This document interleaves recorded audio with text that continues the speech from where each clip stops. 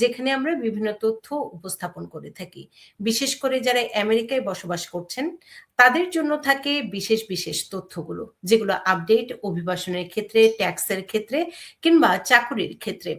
এছাড়াও আমরা বিভিন্ন ধরনের তথ্য উপস্থাপন করি যে আপনার সন্তান কিভাবে ভালো স্কুল কলেজে ভর্তির সুযোগ পাবে। সেই সাথে ভালো চাকুরির খবরও থাকে এই অনুষ্ঠানে।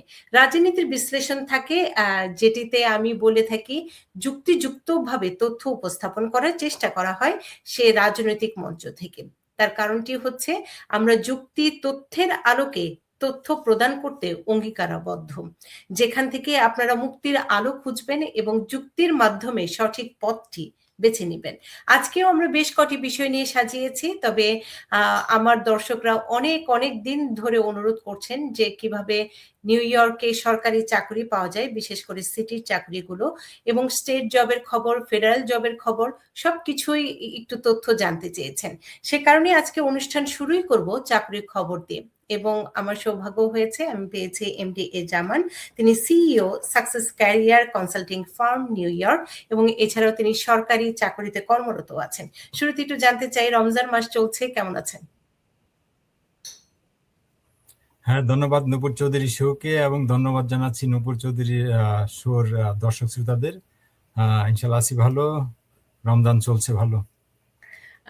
একটু আমাদের জন্য যেটি হয়, দর্শকদের জন্য, আমি বিশেষ করে আমার এই অনুষ্ঠানটি দর্শকরা যে বিষয়গুলো বেশি জানতে চান, যে খবরগুলো তথ্যগুলো জানতে চান, সেগুলো একটু আমি বলবো যে যিনি যে বিষয়ে বিশেষজ্ঞ অভিজ্ঞ মানুষ, তার কাছ থেকে সে তথ্যগুলো আমার দর্শকদের জানানো।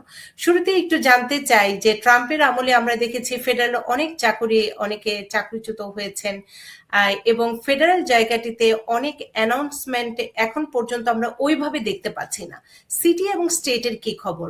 নিয়মিত কি সার্কুলার হচ্ছে কিনা?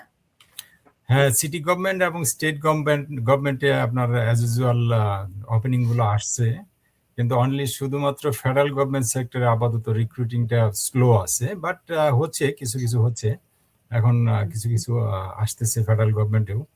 বাট এই সিটি, স্টেট এবং কাউন্টি গভর্নমেন্টগুলোতে কন্টিনিউ ওপেনিং আছে। আমি শুরু করতে চাই একদম বেসিক প্রশ্ন থেকে। আমি কিভাবে পছন্দ করব যে আমি সিটি জবে যাব না স্টেট জবে যাব না ফেডারেলে যাব? এটা আসলে ডিপেন্ড করবে হইলো যে আপনার কোন জবটা আগে হচ্ছে। আপনার ট্রাই থাকতে হবে যে আমি সিটি গভর্নমেন্টেও ট্রাই করব, স্টেট গভর্নমেন্টও ট্রাই করব, এবং যদি আপনি সিটিজেন হয়ে থাকেন ফেডারেল গভর্নমেন্টও ট্রাই করব। এখন আপনি যখন সিটি গভর্নমেন্ট, স্টেট গভর্নমেন্ট এবং ফেডারেল গভর্নমেন্ট মাল্টি ওয়েতে ট্রাই করবেন, দেখবেন যে কোনো একটা জব হয়ে যাচ্ছে। শুধুমাত্র একটা গোল নিয়ে যদি আপনি আগান, সেই ক্ষেত্রে হয়তো বা জিনিসটা একটু পার্সেন্টেজ কমে যায়। আপনার গোল থাকতে হবে যে আমি সবগুলো গভর্নমেন্ট সেক্টরে ট্রাই করব, এখন যেটা হয়। শুরুর দিকে ঠিক আছে জামান ভাই, যে আমরা যে কোনো একটা চাকরি পেলেই খুশি, কিন্তু এরপর তো ক্যারিয়ার বিল্ড আপ করার জন্য, কিংবা আমি আরো বড় পরিসরে একটু ভালো বেতনের, ভালো সুযোগ সুবিধা নিয়ে চাকরি করতে চাই। তো সেক্ষেত্রে আপনি কিভাবে পরামর্শ দেন? তখন কোন সেক্টরটি সবচেয়ে বেশি সহায়ক হয়, সিটি, স্টেট না ফেডারেল? অ্যাকচুয়ালি সবগুলো গভর্নমেন্ট সেক্টরে আপনার ভালো পজিশন আছে এবং ভালো বেতনের জব আছে। এখন ডিপেন্ড করবে আপনি কতটা এক্সপিরিয়েন্স গ্যাদার করতে পারছেন, কতটা আপনি কোয়ালিফাইড, এগুলোর উপরে। এখন তবে আমি মনে করি যে ফেডারেল গভর্নমেন্টে আরো ভালো অপরচুনিটি আছে। ফেডারেল গভর্নমেন্টের বেতনও বেশ হাই আছে, স্টেট গভর্নমেন্টের বেতন হাই আছে, সিটি গভর্নমেন্টের বেতন হাই আছে। এখন ডিপেন্ড করবে যে আপনার কোন জবের দিকে আপনি যাচ্ছেন, সিটিতে যাচ্ছেন না স্টেটে যাচ্ছেন না ফেডারেলে যাচ্ছেন। এখন যখন আপনার সিটি গভর্নমেন্টে গেলেন, সিটি গভর্নমেন্ট থেকে যখন একটা এক্সপিরিয়েন্স আপনি গ্যাদার করলেন, আফটার দ্যাট দেখবেন যে আপনি হয়তো সিটি গভর্নমেন্টের বড় কোনো পজিশনে আবার ট্রাই করতে পারবেন। যখন আবার আপনি স্টেট গভর্নমেন্টে গেলেন, স্টেট গভর্নমেন্টে যখন আপনি একটা এক্সপিরিয়েন্স 2 ইয়ার্স 3 ইয়ার্স বা 5 ইয়ার্স এক্সপিরিয়েন্স গ্যাদার করলেন, দেন আপনি স্টেট গভর্নমেন্টে ভালো আরো পজিশন আছে, ভালো বেতনের পজিশন আছে, সেগুলোতে আর ট্রাই করতে পারেন। সেম ওয়েতে আপনার ফেডারেল গভর্নমেন্টেও আপনি ট্রাই করতে পারেন। এক্ষেত্রে যেমন ভাই আমাদের অনেকেরই একটু কষ্ট থাকে যে যে সেক্টরের, আমি বলবো যে পড়াশোনা করে এসেছেন কিংবা অভিজ্ঞতা আছে, শুরুর দিকে সে সেক্টরে হয়তো তার চাকরিটি হয় না, কিংবা সে প্রাথমিকভাবে যে কোনো জবে ঢুকতে চায়। তো বিষয় ভিত্তিক যিনি যে বিষয়ে অভিজ্ঞ সেইভাবে চাকরি খোঁজার জন্য আপনি কিভাবে টিপস দেন, পরামর্শ দেন? বিষয়ভিত্তিক চাকরিগুলো হলে সেটা আসলে ভালো। বিষয়ভিত্তিক হলে আপনার প্রমোশন খুব দ্রুত নেওয়া যেতে পারে। কিন্তু আপনি যখন বিষয়ভিত্তিকই আপনার ফোকাস থাকবে, সেই ক্ষেত্রে আপনার জব হওয়ার পার্সেন্টেজটা একটু কমে যায়। এখন যদি আপনি বিষয়ভিত্তিক প্লাস জেনারেল ক্যাটাগরি দুইটা ওয়েতেই যদি আপনি ট্রাই করেন, সেই ক্ষেত্রে দেখা যাচ্ছে আপনার জব পাওয়ার প্রায় এইটা পার্সেন্টেজটা একটু বেশি আসতেছে। তো এখন আপনার বিষয়ভিত্তিক হলেও কোনো অসুবিধা নাই, আর যদি আপনার জেনারেল ক্যাটাগরিতে হয় সেটাও কোনো অসুবিধা নাই। Then after that you can try again and again. মানে আপনি বলছেন যে আগে প্রবেশ করাটা প্রয়োজন। আগে ইন করাটাই বেশি প্রয়োজন। ইন করাটা প্রয়োজন। তার কারণটি হচ্ছে অভিজ্ঞতাও তো সেক্ষেত্রে কাজে লাগছে। আমরা অনেক সময় দেখি যে এটি অনেকেরই প্রশ্ন থাকে যে ব্যাচেলর ডিগ্রির এক ধরনের জব, হাই স্কুলের এক ধরনের জব, তো এবং বেতনের স্কেলও ডিফারেন্ট থাকে। তো শুরুর দিকে কি আপনি সবাইকে পরামর্শ দেন হাই স্কুল কিংবা ব্যাচেলর যে কোনো চাকরিতে প্রবেশ করেন, নাকি যে যার ডিগ্রি অনুযায়ী তার চাকরিটি বেছে নেওয়া দরকার? এখন যার যার ডিগ্রি অনুযায়ী যদি সে জবটা পায়, সেটা হলো সবচেয়ে বেটার। এখন যদি সাপোজ আপনার ব্যাচেলার ডিগ্রি আছে, বাট দেখা যাচ্ছে যে আপনি হাই স্কুল ডিপ্লোমা বা অ্যাসোসিয়েট ডিগ্রিতে একটা জব পেয়ে যাচ্ছেন, then why will be stay on the back, just join it and then try again. প্রবেশ করার ক্ষেত্রে আমি জানবো, তারপর আমি একটু প্রমোশনের বিষয়গুলো জানবো। তবে একটু জেনে নিতে চাই সরকারি চাকরির রিজিউমি কিংবা কভার লেটার লেখার জন্য কি কি পরামর্শ আপনি দিয়ে থাকেন? আপনি যদি প্রমোশন পজিশন চান, সেই ক্ষেত্রে হুম। আপনি যখন প্রমোশনের জন্য অ্যাপ্লাই করবেন, প্রমোশনে আসলে সিটি গভর্নমেন্টে এবং স্টেট গভর্নমেন্টে এবং ফেডারেল গভর্নমেন্টে নর্মালি অ্যাসেসমেন্ট দিতে হয়, বা অনেক জবগুলোতে রিটেন টেস্ট আছে সিটিতে বা সিটিতে বা স্টেটে বা ফেডারেলে। রিটেন টেস্ট দেওয়ার পরে রিটেনে যদি পাশ করেন, দেন আপনার হলো তারা ফেস টু ফেস করবে। এটা প্রমোশন টেস্টের বেলায় একই জিনিস। এখন এই প্রমোশন টেস্ট যখন আপনি দিবেন, তখন কিছু কিছু পজিশন আছে ওরা শুধুমাত্র অ্যাসেসমেন্টের উপরে বেস করে। তো অ্যাসেসমেন্টটা যখন আপনাকে কোয়ালিফাইড করবে, সেই ক্ষেত্রে অ্যাসেসমেন্টে যাওয়ার আগেই আপনার যখন অ্যাপ্লিকেশন করবেন, তখন আপনার ওদের রিকোয়ারমেন্টটা দেখে then you need to prepare your resume এবং কভার লেটার। ওরা কি চাচ্ছে, ওই এক্সপিরিয়েন্সগুলো আপনার আছে কিনা, সেই এক্সপিরিয়েন্সগুলো আপনার রিজুমিতে ফোকাসে নিয়ে আসতে হবে। এবং আপনার কভার লেটার, একটা সুন্দর একটা কভার লেটার লিখতে হবে যে why you are interest in this position. এখন ওইখানে আপনি যখন ওই পজিশনের জন্য ইন্টারেস্টেড হচ্ছেন, সেই ক্ষেত্রে কভার লেটারে একটা সামারি আকারে আপনাকে ইন্ডিকেট করতে হবে যে এই ফিল্ডে আমার এতদিনের এক্সপিরিয়েন্স আছে। এখন রিজুমিতে তো ফুল জিনিসটা ডিটেলস থাকবে, আবার যখন আপনি কভার লেটারটা লিখবেন, কভার লেটারে একটা সামারাইজ থাকবে 2টা বা 3টা প্যারাগ্রাফের। ওইখানে যেন ফোকাস থাকে যে আপনি এই পজিশনের কোন কোন পার্টগুলোতে আপনার এক্সপার্টিস আছে। আমি আরেকটি বিষয় একটু জেনে নিতে চাই। অনেকেরই প্রশ্ন যে সব মানে সরকারি চাকরিতে কি পরীক্ষা দিতে হয় কিনা, নাকি আমার এক্সপেরিয়েন্স, এডুকেশন সেইভাবেও কাউন্ট করা হয়? আপনি যদি এই বিষয়ে একটু বলতেন, একটু ডিটেলস। এখন পরীক্ষা তো দিতেই হবে। পরীক্ষা হলো আপনার কিছু এক্সাম আছে যেগুলো আপনার ওদের স্পেসিফিক সেন্টারগুলো গিয়ে তারপরে এক্সাম দিতে হয়, এক্সামে পাস করতে হয়। আবার কিছু কিছু জিনিস এক্সাম আছে যে আপনার এডুকেশন এবং এক্সপিরিয়েন্সের উপরে বেস করে তারা আপনাকে কোয়ালিফাইড করে। তো সেই ক্ষেত্রে আপনি যদি এডুকেশন এবং এক্সপিরিয়েন্সের উপরে অ্যাসেসমেন্ট থাকে, সেই অ্যাসেসমেন্টটা ভালো করে দিতে হবে আপনাকে। আপনি যখন অনলাইনে যখন অ্যাপ্লিকেশনটা স্টার্ট করলেন, সেই ক্ষেত্রে দেখা যাচ্ছে যে তারা বিভিন্ন ওয়েতে আপনার এক্সপিরিয়েন্স, আপনার এডুকেশন কি আছে, তারা কোশ্চেন আস্ক করবে, আপনাকে প্রপারলি আনসার করতে হবে। প্রপারলি যখন আপনি আনসার করতে পারবেন, then they will give you the one good score. আপনি যখন একটা গুড স্কোর পাবেন, then they will call you.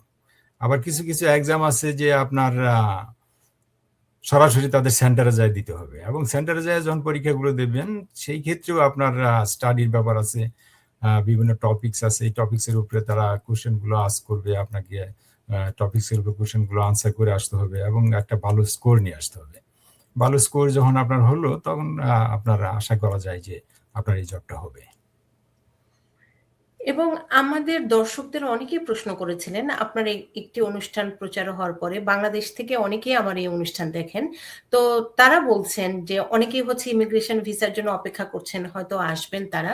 তো তাদের মধ্যে একজন প্রশ্ন করেছিলেন, তার হচ্ছে মাদ্রাসা লাইনে পড়াশোনা। তো সেক্ষেত্রে তিনি এসে সরকারি চাকরি পাবেন কিনা?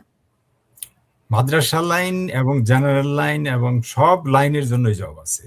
মাদ্রাসা লাইনে যারা পড়াশোনা করে তারা এইখানে যে একটা আছে আপনার বিভিন্ন এজেন্সি গুলো আছে, এজেন্সির মাধ্যমে তাদের সার্টিফিকেট গুলো ইভ্যালুয়েশন করে নিতে হবে।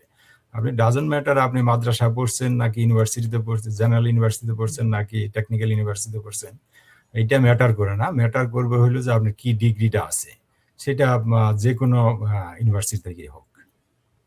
এই যে যারা অপেক্ষা করছেন বাংলাদেশ থেকে হয়তো ১ বছর ২ বছরের মধ্যে আমেরিকায় আসবেন, এক্ষেত্রে তাদের জন্য কি পরামর্শ থাকবে তাদের কাগজপত্র গুছিয়ে আনার ক্ষেত্রে? এখন তাদের জন্য পরামর্শ থাকবে হলো তাদের সার্টিফিকেট, মার্কশিট এবং ট্রান্সক্রিপ্ট গুলো নিয়ে আসার জন্য। যদি কারো ট্রান্সক্রিপ্ট না থাকে, যে মার্কশিট এবং সার্টিফিকেট আছে, কিন্তু ট্রান্সক্রিপ্ট গুলো এখন অ্যাডভাইস করতে হচ্ছে যে সাথে যেন তারা নিজস্ব ইউনিভার্সিটিগুলোতে থেকে যেন ট্রান্সক্রিপ্টের সাথে করে নিয়ে আসে। কারণ এখন ইভ্যালুয়েশন করতে গেলে, কোর্স বাই কোর্স ইভ্যালুয়েশন করতে গেলে তারা ট্রান্সক্রিপ্টে মার্কশিট, সার্টিফিকেট এবং ট্রান্সক্রিপ্ট ৩টা জিনিস চাচ্ছে এখন। তাহলে আপনার এখানে এসে ইজিলি আপনার কোর্স বাই কোর্স একটা ইভ্যালুয়েশন করে নিতে পারবে। তার মানে আপনি বলছেন যে এখন থেকেই এই কাগজগুলো গুছিয়ে রাখা এবং পুঙ্খানুপুঙ্খ সবকিছু first year, second year, third year, right? সবকিছুরই মার্কশিট লাগবে। একটি ইয়ারের আমি ইদানিং একটা প্রবলেম ফেস করছি স্টুডেন্টদের। ন্যাশনাল ইউনিভার্সিটি তারা আপনার যখন মার্কশিট ইস্যু করতেছে, সেই মার্কশিটে শুধুমাত্র সাবজেক্টের কোড গুলা ইউজ করতেছে, কোড নট, ওরা সাবজেক্ট নেমটা ইন্ডিকেট করতেছে না। হ্যাঁ, যার জন্য এইখানে যখন ইভ্যালুয়েশন করতে যাচ্ছে তারা তখন কোর্স বাই কোর্স করে দিতে পারতেছে না।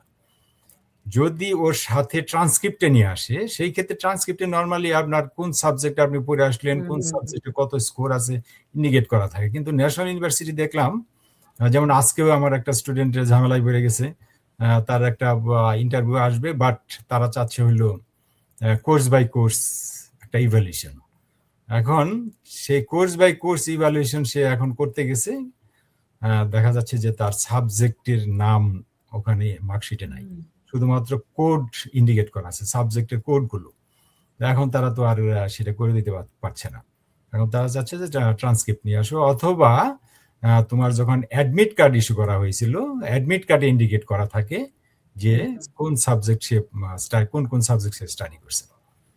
এই ধরনের প্রবলেমগুলো এখন অনেক স্টুডেন্ট ফেস করছে। আমি এই জন্য অ্যাডভাইস করবো যে মার্কশিট, ট্রান্সক্রিপ্ট প্লাস সার্টিফিকেট, ৩টা জিনিস। ৩টা জিনিসই নিয়ে আসার জন্য। আর এক্ষেত্রে আমি আরেকটু বিস্তারিত একটু জেনে নিতে চাই জামান ভাই। সেটি হচ্ছে অনেকেই এখানে আসার পরে এই কোর্স বাই কোর্স না ডকুমেন্ট বাই ডকুমেন্ট কোনটি করবে সেটি তারা বুঝতে পারেন না যে আমি ইভ্যালুয়েশন কিভাবে করব, কোন পর্যায়ে করব এবং পরে ধাপে ধাপে তাদের করতে হয়। তো শুরুতেই আপনি কি পরামর্শ দেন কিভাবে তারা এই ইভ্যালুয়েশনটা করবে? অ্যাকচুয়ালি ইভ্যালুয়েশনটা সবচেয়ে বেটার হলো কোর্স বাই কোর্স করে নেওয়া। কোর্স বাই কোর্স হলো হয় কি, যে তারা বুঝতে পারে যে আপনি কি কি সাবজেক্ট স্টাডি করে আসছেন এবং ওই সাবজেক্টগুলোতে আপনার জিপিএ কত, কোন সাবজেক্টে আপনি কত ক্রেডিট আর্ন করছেন, এই জিনিসগুলো ক্লিয়ার একটা পাওয়া যায়, আইডিয়া পাওয়া যায়। কিন্তু যখন আপনি ডকুমেন্ট বাই ডকুমেন্ট করলেন, ওরা শুধুমাত্র কি বলে একটা ইভ্যালুয়েশন করে দিল যে ইউএস ইকুইভ্যালেন্ট কি ডিগ্রিটা পেলেন, কিন্তু তারা ইন্ডিকেট করছে না যে কোন সাবজেক্টে কত ক্রেডিট আর্ন করছেন, কোন সাবজেক্টে আপনার জিপিএ কেমন, এটা ইন্ডিকেট করছে না। তো এই জন্যই যখন আপনি কোর্স বাই কোর্স করবেন, সেই ক্ষেত্রে তারা ইন্ডিকেট করে যে সাবজেক্ট ওয়াইজ এই সাবজেক্টে আপনার কত ক্রেডিট স্টাডি করছেন, এই সাবজেক্টে আপনার জিপিএ কত ছিল, ওগুলা ইন্ডিকেট করা থাকে। সেই জন্য আমার অ্যাডভাইস হলো যে কোর্স বাই কোর্স ইভ্যালুয়েশনটা করে নেওয়া।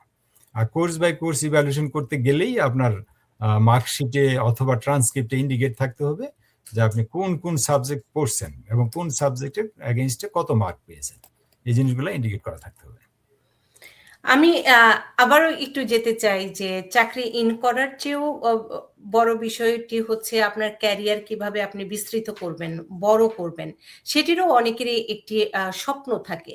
তো সেক্ষেত্রে এই সরকারি চাকরিতে যেমন ভাই হয়তো পরীক্ষা হয় কিন্তু পরেরগুলো বেশিরভাগই হচ্ছে রিকমেন্ডেশন কিংবা আপনার পারফরম্যান্স কেমন সেই অনুযায়ী একটু মূল্যায়ন হয়ে তারপরে হচ্ছে পরের ধাপগুলোতে প্রমোশন হয় ম্যানেজার কিংবা ডিরেক্টর, ডেপুটি ডিরেক্টর প্রায়ই দেখা যায়। তো এক্ষেত্রে আপনি কিভাবে পরামর্শ দিচ্ছেন আপনার স্টুডেন্টদের যে কিভাবে তার ক্যারিয়ার যেন বড় হয়, যেন বড় বড় পজিশনে তার প্রমোশন হয়, সেক্ষেত্রে কিভাবে প্রস্তুতি নিয়ে কাজগুলো করা উচিত কিংবা পারফরমেন্সের জায়গাটি কিভাবে ঠিক রাখা উচিত? অ্যাকচুয়ালি এখানে প্রমোশন নিতে গেলে প্রমোশনের জন্য টেস্ট তো আছেই। টেস্টে যখন আপনি পাস করলেন সেই ক্ষেত্রে তারপরে আপনার আসবে হলো কি বলে ফেস টু ফেস এর একটা ফ্যাক্টর। আপনি পাস করলেই যে আপনার প্রমোশন হবে সেটা বলা যাবে না।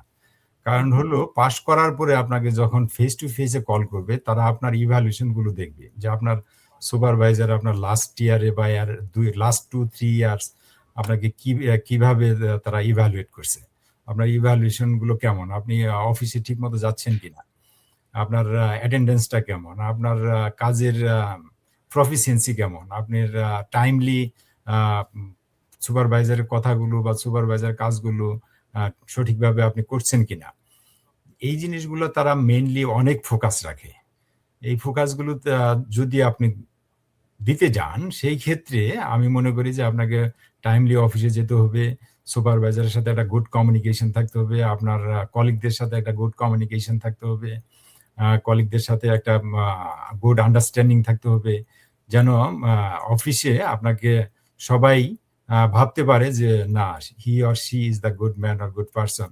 এই জিনিসগুলো আসলে ওখানে ইভ্যালুয়েশন করা হয় যখন তারা ফেস টু ফেস নিচ্ছে। সেই ক্ষেত্রে আপনার নিজেকে এমনভাবে প্রিপেয়ার রাখতে হবে যেন আপনি এই জিনিসগুলো থেকে ওভারকাম করতে পারেন।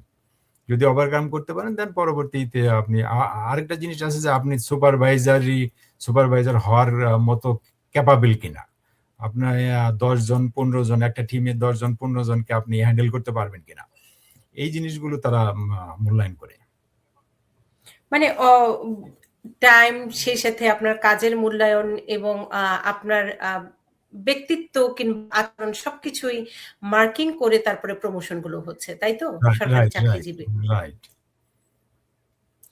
আমি আরেকটি বিষয়ে আবারও সেই এন্ট্রি লেভেলে চলে যেতে চাই। যেমন ভাইয়া আপনি সবসময় পরামর্শ দেন আগে একটু প্রবেশ করে তারপরে হচ্ছে তার বিষয় ভিত্তিক কিংবা তার পছন্দ অনুযায়ী চাকরির সন্ধান করা। আগে ইন করার কথা বলছেন। সরকারি চাকরির ক্ষেত্রে সবচেয়ে বড় অভিযোগ বেতন একটু কম। তো সেই বেতন কম যাদের একটু আফসোস থাকে, প্রবেশ করতে চান না, তাদের জন্য আপনি কি পরামর্শ দিবেন? বেতন কমটা ঠিক আছে, কিন্তু বেতন কমটা কতদিন থাকে? বেতন কমটা সর্বোচ্চ 2-3 ইয়ার্স 4 ইয়ার্স। কারণ এভরি ইয়ারে আপনার তাদের ইউনিয়নের সাথে কন্ট্রাক্ট হয়। দেখা যাচ্ছে এভরি ইয়ারে 3%, 4%, 5% ইনক্রিজ করতেছে। তারপরে ওখানে আরো এটা তো ইউনিয়নের সাথে একটা কন্ট্রাক্ট থাকে। আবার এমনি রেগুলার পার ইয়ার একটা ইনক্রিমেন্ট আমরা বাংলাদেশে যেটা বলতাম যে ইনক্রিমেন্ট। তো ওইরকম একটা সিস্টেম আছে এখানে, হয়তো পজিশন অনুযায়ী কারো 2000 কারো $3000 পার ইয়ারে ইনক্রিজ করতেছে। এইটা একটা ইনক্রিজ। তারপরে ইউনিয়নের সাথে একটা ইনক্রিজ। এখন আপনি যদি 50-এ ঢুকেন, আপনার 5 বছর পরে যদি আপনার 10-15 হাজার টাকা এমনিতে বেড়ে যায়, 60, 65, 70, 5 বছর পরে আপনার 70,000-এ চলে গেলেন। তো এগুলো হলো আসলে মিনিমাম যদি আপনি স্টার্টই না করেন আপনি কেমনে 70-তে যাবেন? আপনার স্টার্টটা তো আগে করতে হবে। এবং সুযোগ সুবিধাও তো আছে। হ্যাঁ, বেনিফিট গুলোর কথা যদি একটু বলতেন। আপনি যত সিনিয়র হচ্ছেন তত আপনার সিক লিভ বলেন, পার্সোনাল লিভ বলেন, ভ্যাকেশন বলেন, আমাদের ভ্যাকেশনের একটা ভ্যাকেশন লিভ গুলো আপনি সিনিয়র হচ্ছেন, ভ্যাকেশন লিভ গুলো বেড়ে যাচ্ছে। সিক লিভ আছে, তারপর পার্সোনাল লিভ আছে, ভ্যাকেশন আছে, ফ্লোটার আছে, অনেক অসংখ্য ছুটি আছে। এই ছুটিগুলো তো আছেই। আপনি ইচ্ছা করলে যদি মনে করেন যে হ্যাঁ আপনার একটু প্রবলেম হচ্ছে অল্প বেতনে, আপনি উইকলি 2 days ফ্রি থাকেন, অন্য বিজনেস করতে পারেন। Just do it on 2-3-4 years, then after that আপনি যে বেতনগুলো পাচ্ছেন তখন আপনার ইজিলি চলতে পারবেন। এখন আপনার ব্যক্তিগত সফলতার একটু উপসংহারে শুনতে চাই। আপনার হাত ধরে অনেকেরই চাকরি হয়েছে। এ পর্যন্ত প্রবাসে কতজনকে চাকরি দিলেন নিউ ইয়র্ক শহরে? হ্যাঁ, মোর দেন 1000 পিপল, মোর দেন 1000 পিপল এ পর্যন্ত আপনার জব হয়েছে বিভিন্ন ডিপার্টমেন্টে তারা আছে। এখন এমন অবস্থা হয়েছে দেখা যাচ্ছে যে আমি যে ডিপার্টমেন্টে হাত দিচ্ছি না কেন দেখা যাচ্ছে যে আমাদের সাকসেস টিমের ছেলেমেয়েরা আছে। কেউ তো না আমি কেউ আছে। I am really happy for that. অবশ্যই, অবশ্যই। সে কারণে কিন্তু ধন্যবাদ এবং কৃতজ্ঞতা আপনাকে জানাতেই হয়। কারণ অনেকেই হচ্ছে পথটি জানে না কিভাবে সরকারি চাকরি পেতে হয়, কোথায় আবেদন করতে হয়, কিভাবে আবেদন করতে হয়। তো সেই পথগুলোই কিন্তু আপনি দেখাচ্ছেন। আ কমিউনিটির সেবা আমি বলি কিংবা কমিউনিটির মানুষদের সহায়তার জন্য যে কাজটি করে যাচ্ছেন নিঃসন্দেহে সে কারণে প্রশংসার দাবিদার আপনি। আজকের মতো উপসংহারে কি বলবেন? উপসংহারে বলতে চাচ্ছি যে আমি আসলে এইখানে হতাশ হওয়ার কিছু নেই। আমাদের বাঙালি ছেলেমেয়েরা যথেষ্ট স্মার্ট। তারা এখানে এসে একটু যদি নিজেরা স্মার্টলি জিনিসগুলো হ্যান্ডেল করতে পারে যে একটা জব কিভাবে পাবে, কোথায়, কোথায় জব আছে, তাহলে একটা ভালো একটা জব তারা ম্যানেজ করে নিতে পারে। কারণ এইখানে তো আর আমাদের ঐরকম সুপারিশ লাগে না। Just according to your hmm. A performance. আপনার পারফরম্যান্স ভালো থাকলেই আপনি একটা ভালো জব পেয়ে যেতে পারেন। আর এত চাকরি বিভিন্ন ক্যাটেগরিতে বিভিন্নভাবে কোথাও না কোথাও সবারই চাকরি হচ্ছে যারা একটু চেষ্টা করছে, রাইট? হুম, হুম। আমার এখানে যারা আছে আমি তো বলতে পারি যে 100% সাকসেস। সাকসেস। হুম। সে কারণে আপনিও প্রশংসার দাবিদার। আপনি সেভাবে গাইড দিয়ে সেভাবে তৈরি করে নিচ্ছেন বলে তারা আ ইন্টারভিউ ফেস করা কিংবা পরীক্ষাগুলো সেটি স্বতঃস্ফূর্তভাবে তারা দিতে পারছেন। সে কারণে আবারও কৃতজ্ঞতা। যেমন ভাই আবারও কথা হবে আ এবং ভালো থাকবেন, সুস্থ থাকবেন। রমজানের শুভেচ্ছা, ঈদের শুভেচ্ছা রইল।